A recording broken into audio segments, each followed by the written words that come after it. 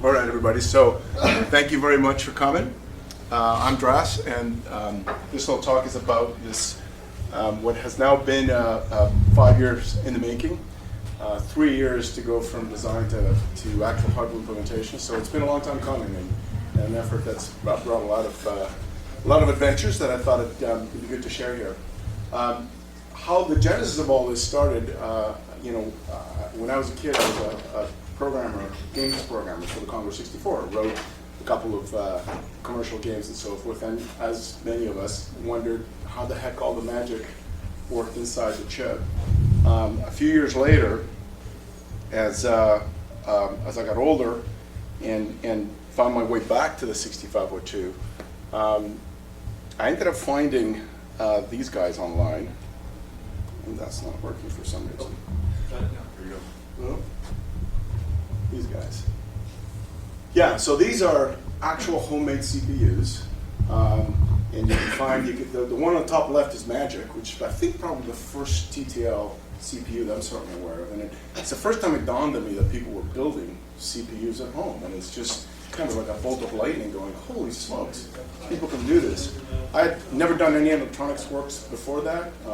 Been a software guy all my life, and just thought, wow, isn't that amazing? And then over on the right is a CPU by a guy called Dennis Kushel, called My CPU.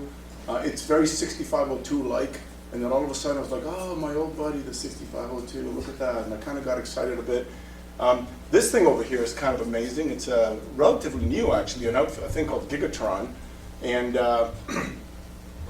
it actually is a full computer, all TTL, no CPU in there. It's a kit, so you can actually order it and so forth. A couple guys did that, Marcel and Walter, and my personal favorite, the mega computer. It's literally as big as it looks. It runs at 16 kilohertz or something like that. It's all transistor based, and this gentleman, James Newman, built it in the UK. And what's amazing about these things is that they're just sort of incredibly impractical, but super fun. So it's something that I just absolutely caught my imagination. And then I discovered the Visual 6502 online, which I'm sure many of you have seen. It's an amazing thing, an online simulation of the chip. So this is an actual 6502. It took a picture of the die inside the chip, mapped out all the connections, and runs in JavaScript on the web. Runs on JavaScript on the web, and you can put 6502 here, code, and it'll actually run it. You can watch all the signals move and everything else. And what dawned on me is that this, what I thought was an obscure little CPU I had used as a kid that would now be forgotten. Turns out, what you all know is it's one of the most well-documented and popular CPUs ever to have been built, and all this documentation was online. So the possibility of actually building one started to become more and more compelling. So where we are today, launched the adventure. Here we are a few years later, and we've built a Commodore 65, a 6502 out of discrete components. So it's all TTL, all individual components. There's no large integration chips in there, and it's a custom design. Didn't use the original chip. It's a microcode design, actually. So it's internally very different from the 6502. And it has its own discrete component, ALU, the arithmetic logical unit. So it's all sort of built from the ground up. The whole point of the project was to learn about CPU design and finally sort of crack the code of the magic that I experienced as a kid to know how does this stuff actually work. And so that's actually come to fruition. So the 74 is in homage to the 74 LS. I mean the 74 series. Exactly. TTL. Exactly. The C74. The idea here is that rather than and it was one of the goals of the project was to be compatible with the Commodore 64. So C64 would be compatible with this. The C74 refers to the 7400 series chips, which are the discrete component ICs that are used inside this thing. It turns out, I didn't know this at the time, but the 7400 ICs were used in a lot of discrete component CPUs and mini computers. So all those CPUs that were prior to microprocessors were built using these kinds of discrete components. And so all of a sudden there was a way of building effectively a 1980s chip with 1960s and 70s technology by using these TTL chips. The C74 6502 implements the full 6502 instruction set. While we're at it, 65 CO2 instruction set, it supports decimal mode, it supports all the undocumented opcodes. In order to run C64 games, you've got to emulate all that crazy stuff that the 6502 does. And so that was part of the job. Built a 6510 compatible I/O port that goes inside the CPU to make that happen. And also made it compatible with NMOS and CMOS systems. And what that means is Commodore 64 runs NMOS technology of different voltage levels, so we needed to be compatible with that. And CMOS chips are so a little more modern, so by having both, you're able to make the CPU plug compatible with a whole bunch of different host systems. So that was the idea. Halfway through the project, it became clear that we could make this thing go really fast. And the original NMOS CPU runs at 1 megahertz, as many of you will know. Managed 20 megahertz for clock rate for this CPU, which we're super excited about. The fact that in order to pull that off, a number of different tricks in terms of optimizations of the ALU, as well as microcode pipeline to actually overlap the fetch and execute cycle of every cycle on the processor. So I don't know if I'm sure you've heard that the 6502 was originally pipelined. And the notion there was that the opcodes were prefetched to a certain extent. In this case, we're doing the same thing, but with microcode. So, and the pre-pipeline implementation of this ran at about top speed of about 7 megahertz.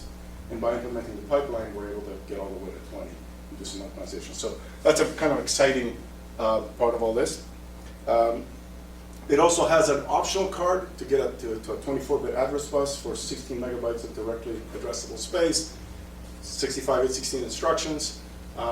One of the things that's cool about it is that it'll actually be able to select instructions on the fly so that you can actually run multiple 64K partitions in the code and run that concurrently. So that was a kind of exciting possibility of maybe building someday a multitasking Commodore 64 style computer to be able to have multiple partitions. So that's cool. Now, one of the things was it going to be compatible? So at this point, plugged in this CPU into a VIC-20, and lo and behold, the thing came to life and actually ran VIC-20 programs. A very exciting day. And then shortly thereafter, plugged it into a Commodore 64, and it didn't work at all. And the problem was, it turned out, it took about 3 months to figure this out, it was the bus sharing scheme that the VIC chip has on the Commodore 64. So on the VIC-20, the CPU has the data bus all to itself, the address bus all to itself. But on the Commodore 64, it actually shares it with the video chip. And that sharing is not something that the CPU could handle. And it took a little while to figure that out. But the fix was actually really simple, replacing a couple of chips that were actually just pulled-in replacements. All of a sudden, the thing came to life on the Commodore 64. And I've just got a little PDF there of, all those are names of your favorite games on the Commodore 64. And right now, the CPU will run almost everything I've thrown at it. I've yet to find a piece of code that makes it fail, although I'm looking. So if anybody's got any ideas of what will make it fail, I want to know. So I've heard Saxon is a cool thing. Got an idea? Does this, on your bench, you got a 64 and VIC-20, for example. Yes. Are you able to take the CPU and just pick it from one, put it in the other, turn it on, off she goes like that with no chip replacement, as you just mentioned? Or No chip replacement, but however, connector replacement. Because the pinout on the 6510 is different than on the 6502. And so the actual device has 2 different headers, one for the 6502 connection, one for the 6510 connection. So you literally unplug the ribbon cable from one and put it in the other, and it'll move back and forth as you say. So almost. But the pinout makes it such that you have to just plug in the new cable. But it will run both. The instruction set can be switched via jumper, so if you want to plug it onto a 65 CO2 machine, you need to change the jumper. With the optional card, it will change instruction sets on the fly under programmatic control, so you can make it switch via software, which is how you can multitask a number of different tasks with different instruction sets, all operating concurrently. And that's a test that I was able to run to have it do multitasking in 64K partitions.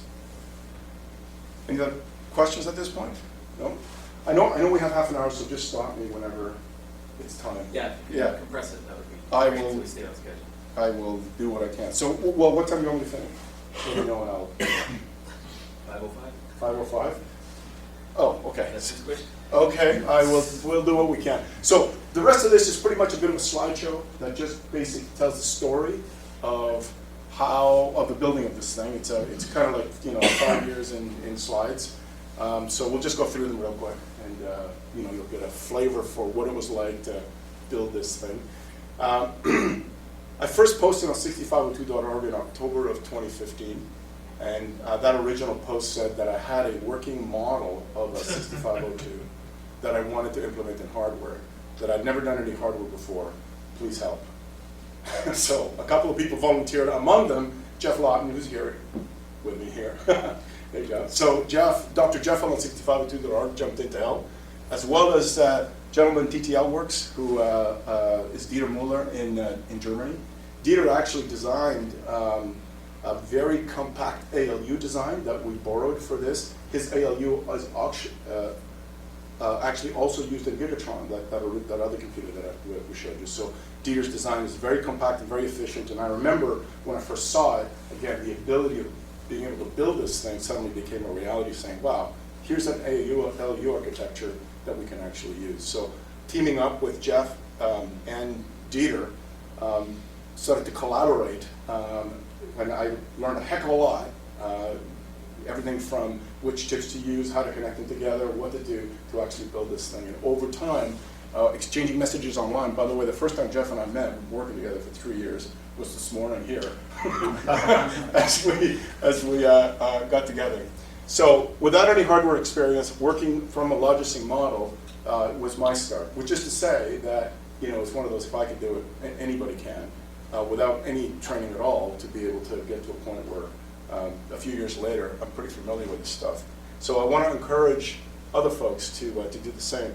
So I'll just continue a little bit. Here's the working guide to let you in to a little bit on how this works. If you look at the top section over here, you can see a very distinct pattern from the bottom section.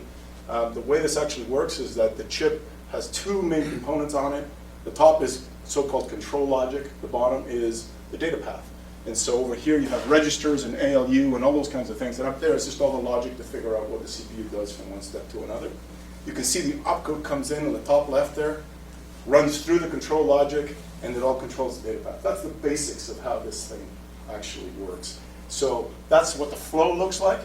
If you see that building-looking thing on the top, that's the PLA, which is like if you're a programmer, it's a sort of massive if-then-else statement. And it's picking off the opcode and figuring out which opcode you have, and based on that, sending control signals to the data path to make the thing work, right? So, down at the bottom, you have the X and Y register, the ALU, various registers, program counter, etc. So that's kind of the basic architecture of a 6502. If we look at, just look at the control logic, just take a look at that shape, right? You've got that sort of those lines going across, and you've got this stuff in the middle.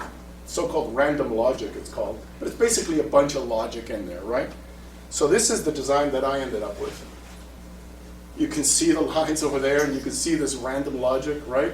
So this is the first version of the sequencer for my little CPU. It worked, but it could have never been implemented in hardware. Well, it could have been. It just would have been massive and slow and very inefficient. So, but you can see how the way the thing works kind of determines its architecture, and that's what this first version of this thing was.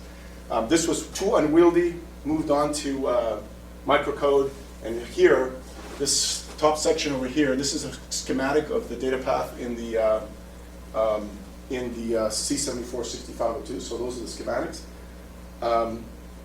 You can see the control section here a lot simpler, and you can see the data path over there. So that's basically the basic schematic of what the C746502 looks like. You have ROMs over there. It's a microcoded CPU. You fetch effectively a microcode instruction from ROM, and that's used to drive the rest of the logic. These are so-called decoders. They decode that information and then feed signals into the data path.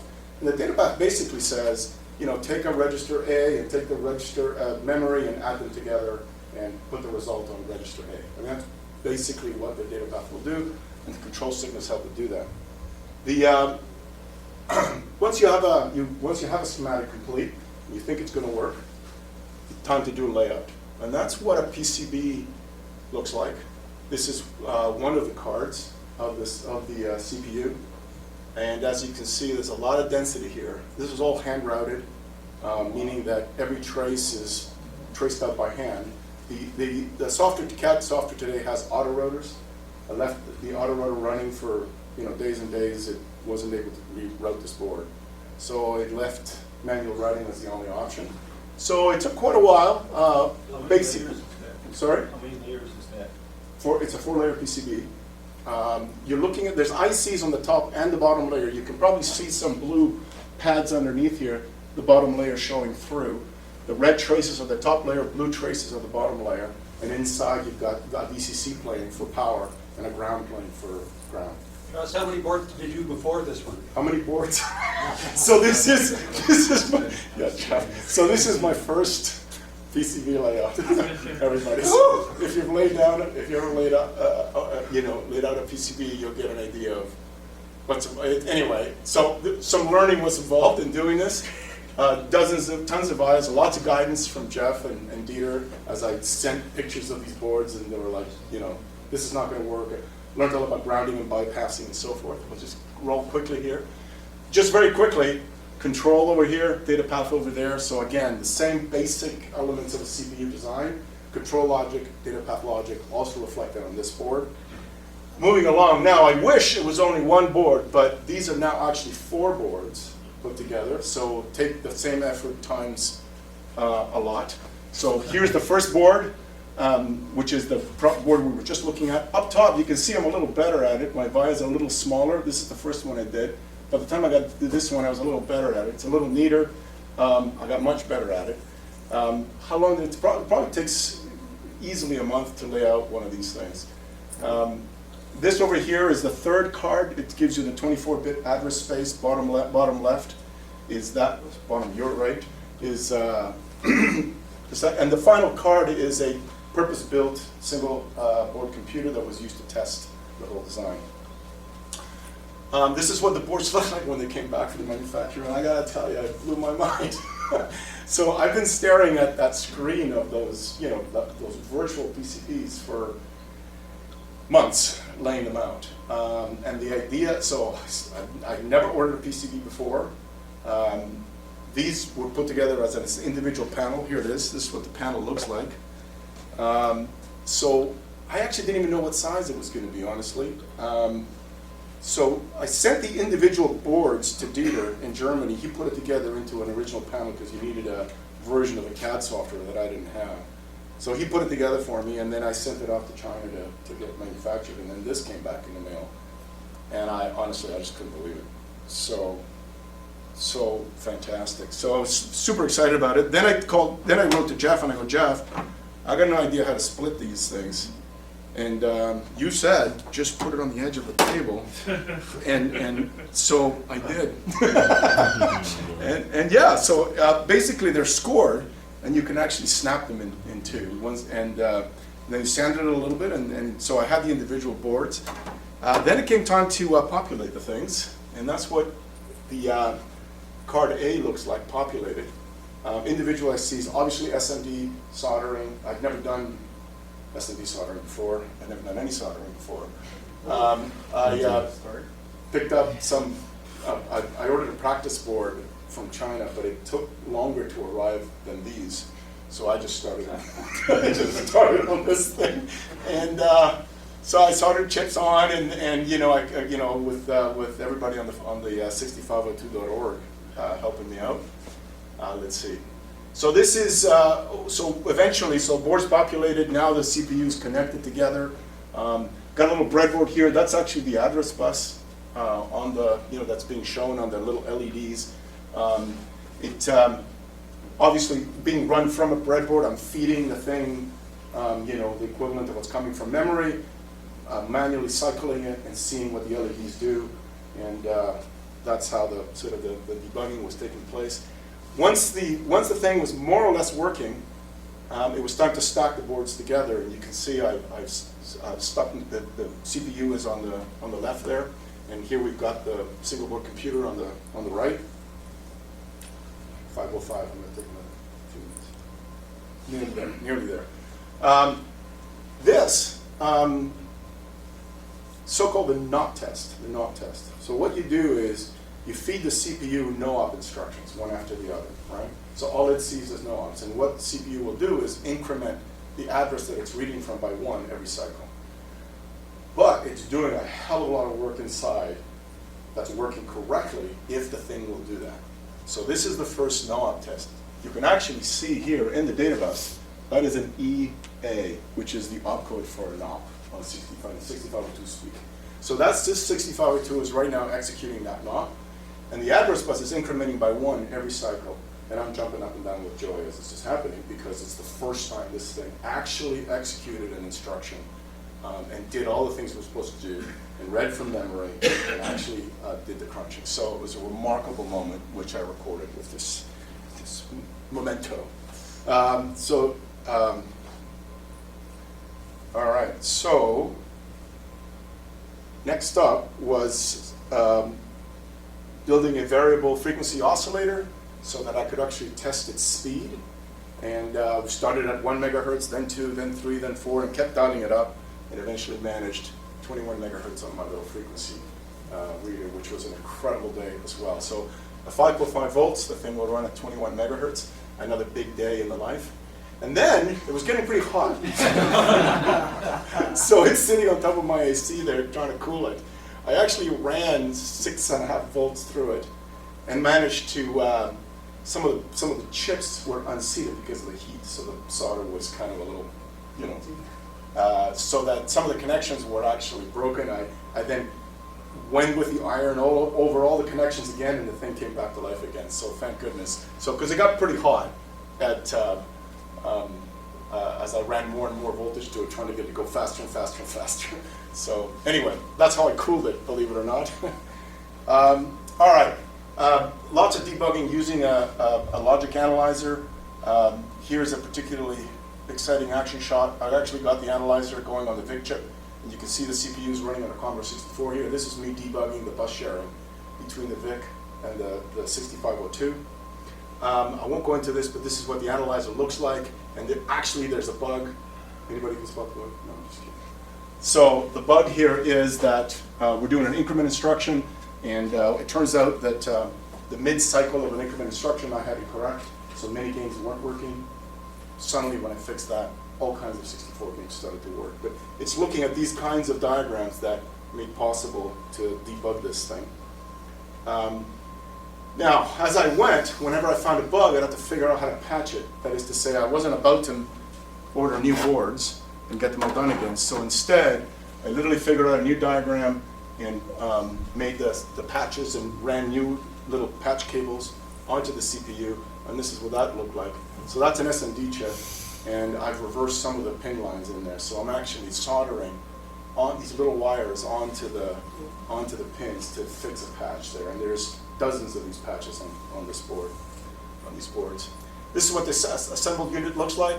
That's here it is connected to a VIC-20, and here's that day when it ran the first time.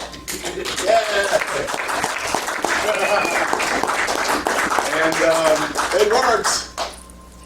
And here it is running Froggy, I think it's called. It was just a game I happened to have, and I was so excited that day. I won't get into the internals because we really don't have a lot of time, but it's actually in many ways a relatively simple architecture internally. There's obviously lots of detail, but I want to encourage that in many respects it's not as hard to understand as certainly as I imagined early on. So yes, there's a hurdle, but the magic, that incredible sort of mysterious magic, all of a sudden stuff starts to click. And to me, that was such an exciting journey to go from, being able to fully understand how this thing was doing what it was doing.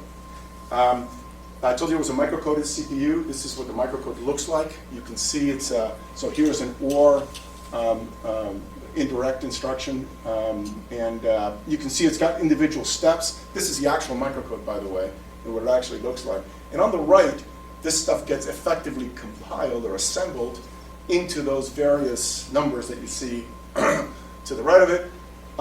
The letters at the top are the letters of each ROM, so there's an A ROM and a B ROM and a C ROM and a D ROM, etc. And that's how the microcode works. I won't get into this. I won't get into the architecture. Safe to say 7400 series parts right the way through. We'll get into the microcode pipeline. I'll just talk about that very briefly, which is to say that at 20 megahertz, the cycle time is only 50 nanoseconds. You have 50 nanoseconds for this thing to do everything that it needs to do. It uses microcode, and the microcode is stored in ROM, and it has to be fetched every cycle. The ROM fetch time is 45 nanoseconds. So clearly, this waiting for microcode to come from ROM was not going to work in order to go that fast. So what I ended up doing is we ended up overlapping the fetch time from the ROM with the execution time. So it actually prefetches microcode from ROM, and the speed went all the way up to 20 megahertz as a result. So it's an interesting capability. And up on the right, you can see a ROM on the left there. There's microcode, and then there's chips on the just to the right are implementing the microcode pipeline. I mentioned the fact that it was discrete logic ALU, that last line. That's Dieter Muller's design that I adapted, and is also included in Gigatron. So Dieter has got now 2 design wins to his name in terms of people that have included his ALU. So there's a website, c74project.wordpress.com. Go have a look at the website. There's some pics there, but more importantly, there's a full data sheet which includes CPU timing diagrams, it includes pinouts, it includes all kinds of details about compatibility, and it'll tell you a lot about how the CPU works internally. And going onto the website is going to be all the schematics, all the microcode, all the original files, Gerber files. So if you ever want to, make yourself a set of boards and populate them. So I actually even have the bill of materials that I use to order from DigiKey. So you can order the parts and build yourself a CPU if you're so inclined. So that'll be coming up over the next while. The website's now up, and all of it's there. All right. So, last thing, acknowledgments. So this 6502.org, none of this would have been possible without them. TTL works in Germany. An incredible guy who helped me all along, Dr. Jeff, who's here. That's Jeff Lawton. Big Ed from 6502.org. Another guy, Garth Wilson. And if you ever go to 6502.org, you'll see he's very prominent there. Incredibly generous with his time. Another guy at 6502.org, Big Dumb Dinosaur. Klaus created the test suites that we use to test the 6502. So again, without him, none of this would have been possible. So, that's it. Great, thank you. All right. Thank you, guys. Oh, by the way, there's little sheets over here with a website. If you'd like to just take one, please go ahead. Sorry, question. Do you have any intention to shrink that and give it to us as an accelerator? As a Accelerator for the 64? Wow. So that's another whole step challenge because so there's so-called super CPU. So my intention was simply to build the CPU. Where to from here is not 1,000% clear. So it's sort of been a big enough job just to get here, and I still have to kind of get the boards modified and finalized. So I'm not sure where we'll go next. Okay, thanks. Let's leave it at one for One question. Thank you. All right. Thank you.